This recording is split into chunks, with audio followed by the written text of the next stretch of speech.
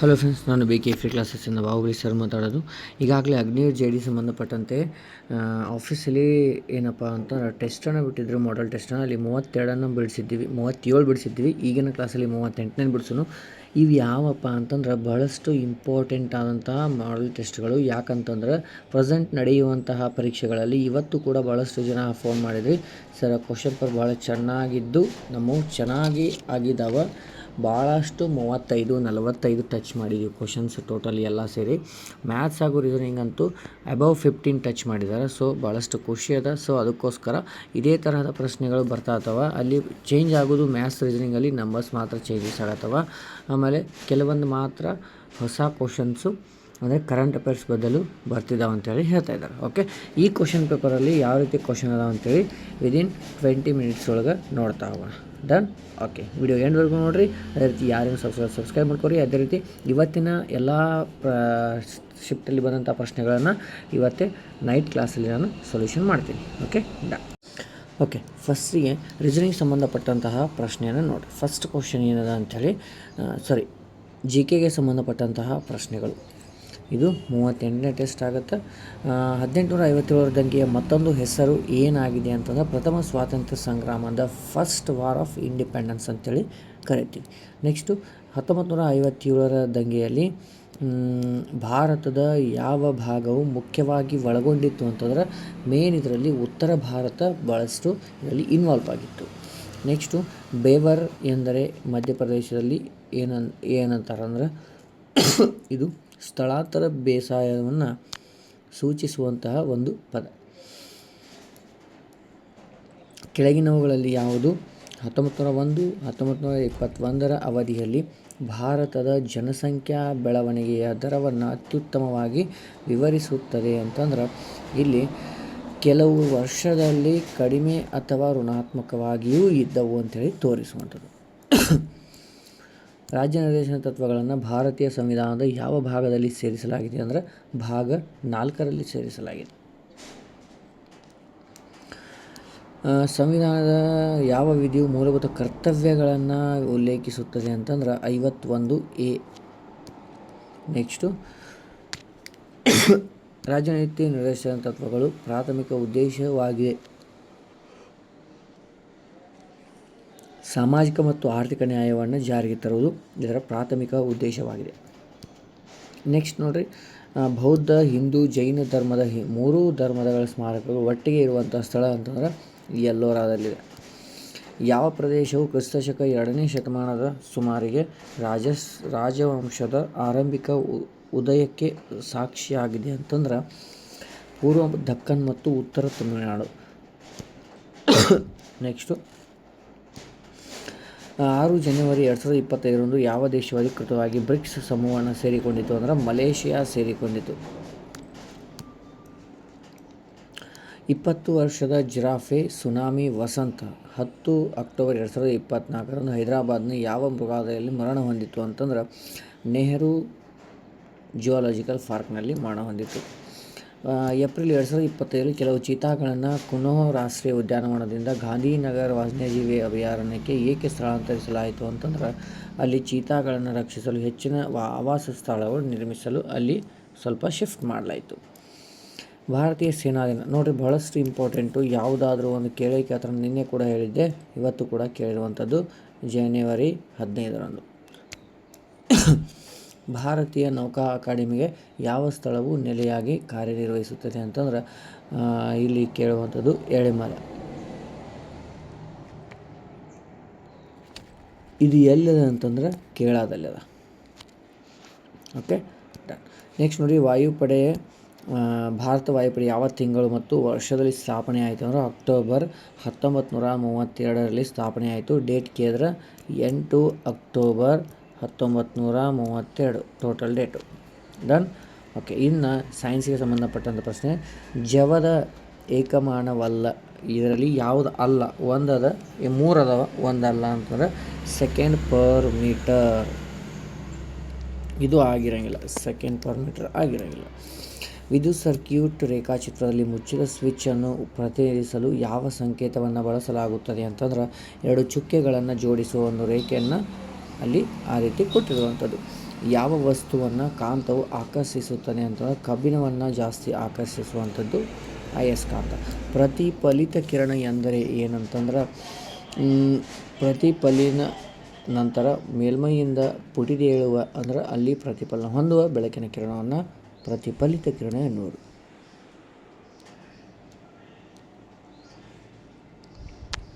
ನೀರಿನ ಆವಿಯು ಈ ಕೆಳಗಿನ ಯಾವ ಸಾಮರ್ಥ್ಯವನ್ನು ಹೊಂದಿದೆ ಅಂತಂದ್ರೆ ನೀರಿನ ಆವಿಯು ಲಭ್ಯವಿರುವ ಸಂಪೂರ್ಣ ಜಾಗದಲ್ಲಿ ಹರಡುವಂತಹ ಸಾಮರ್ಥ್ಯವನ್ನು ಹೊಂದಿರುವಂಥದ್ದು. ಪ್ರತ್ಯಾಮ್ಲಗಳಿಗೆ ಸಂಬಂಧಿಸಿದಂತೆ ಈ ಕೆಳಗಿನ ಯಾವ ಹೇಳಿಕೆ ಸತ್ಯವಾಗಿದೆ ಅಂತಂದ್ರೆ ಇಲ್ಲಿ ಅವು ರುಚಿಯಲ್ಲಿ ಕಹಿಯಾಗಿರುತ್ತವೆ ಅಂತೇಳಿ ಹೇಳ್ಬೋದು. ನೆಕ್ಸ್ಟು ಮಜ್ಜಿಗೆ ತಯಾರಿಸುವ ಪ್ರಕ್ರಿಯೆಯನ್ನು ಕೆಳಗಿನ ಯಾವ ತಂತ್ರದಿಂದ ಒಳಗೊಂಡಿದೆ ಅಂತಂದ್ರೆ ಇಲ್ಲಿ ಕಡೆಯುವಿಕೆ ಅಂತೀವಿ. ನೆಕ್ಸ್ಟು ಕಬ್ಬಿಣದ ತುಕ್ಕು ಹಿಡಿಯುವಿಕೆಯನ್ನು ಯಾವಾಗ ವೇಗವಾಗಿರ್ತದೆ ಅಂತಂದ್ರೆ ಇಲ್ಲಿ ಗಾಳಿಯಲ್ಲಿ ತೇವಾಂಶ ಪ್ರಮಾಣದ ಹೆಚ್ಚಾದಾಗ ತುಕ್ಕು ಹಿಡಿಯುವ ಪ್ರಮಾಣ ಹೆಚ್ಚಾಗ್ತದೆ.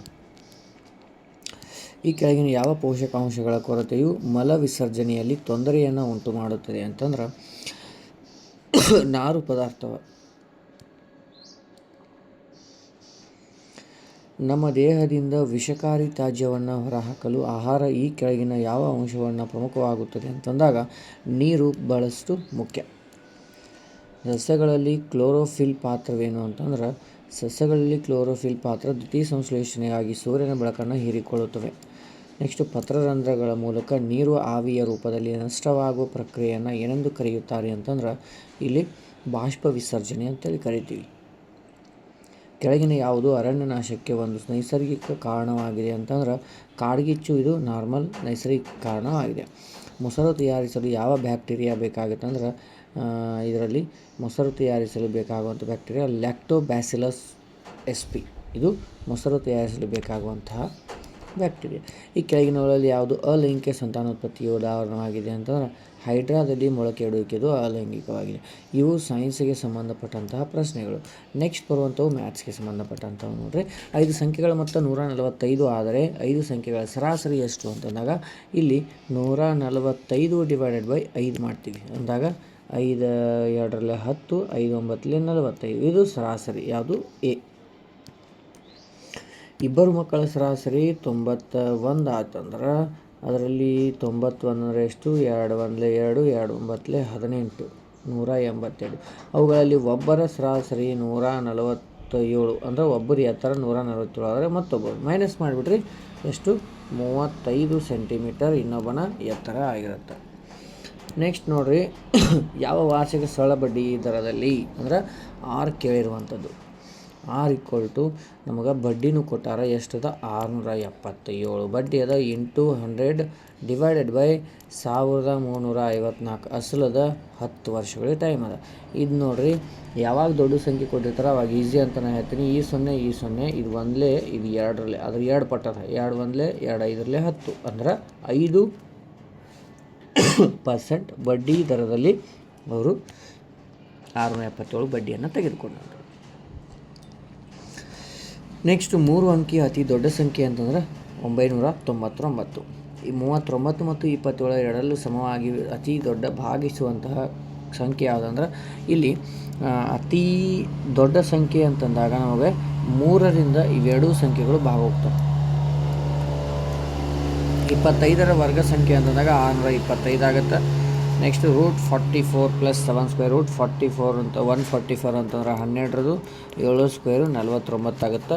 ಎರಡನ್ನು ಕೂಡಿಸಿದ್ರೆ ಎಷ್ಟಾಗುತ್ತೆ 61. Option number second is right. Next ನೋಡ್ರಿ 116% ಭಿನ್ನರಾಶಿ ರೂಪದಲ್ಲಿ ಅಂದ್ರೆ ದಶಮಾಂಶದಲ್ಲಿ ಬರಿ ಅಂತಂದಾಗ ಡಿವೈಡೆಡ್ ಬೈ 100 ಮಾಡ್ತೀವಿ 1.16 ಇದು ಪಾಯಿಂಟ್ ಒಳಗೆ ಆಗುತ್ತೆ.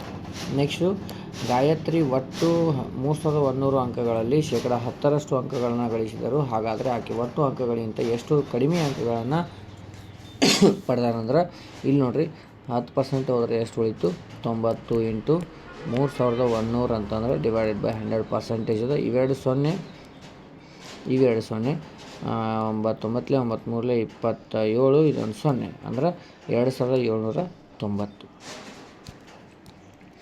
ನೆಕ್ಸ್ಟ್ ನೋಡಿ 72 ಮತ್ತು 3ರ ಸರಳ ಅನುಪಾತ ಅಂದರೆ 3 1 3 2ರಲ್ಲಿ 6 6 3 4 12 24 ಅನುಪಾತ 1 ಆಪ್ಷನ್ ನಂಬರ್ 1 ಈಸ್ ರೈಟ್.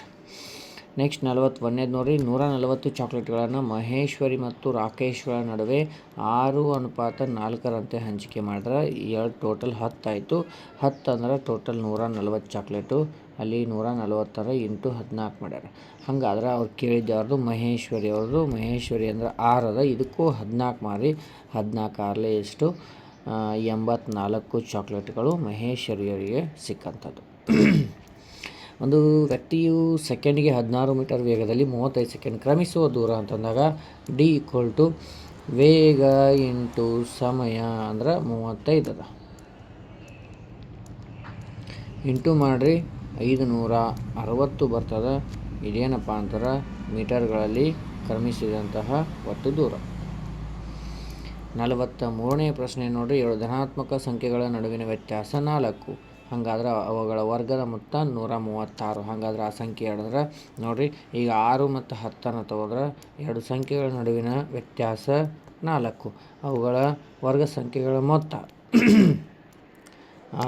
ಇದು 100 ಆಯಿತು, 6 36 ಆಯಿತು, ಟೋಟಲ್ ಎಷ್ಟಾಯಿತು 136. ಅಂದ್ರೆ ಧನಾತ್ಮಕ ಸಂಖ್ಯೆಗಳು ಯಾವ್ಯಾವು 6 ಮತ್ತು 10.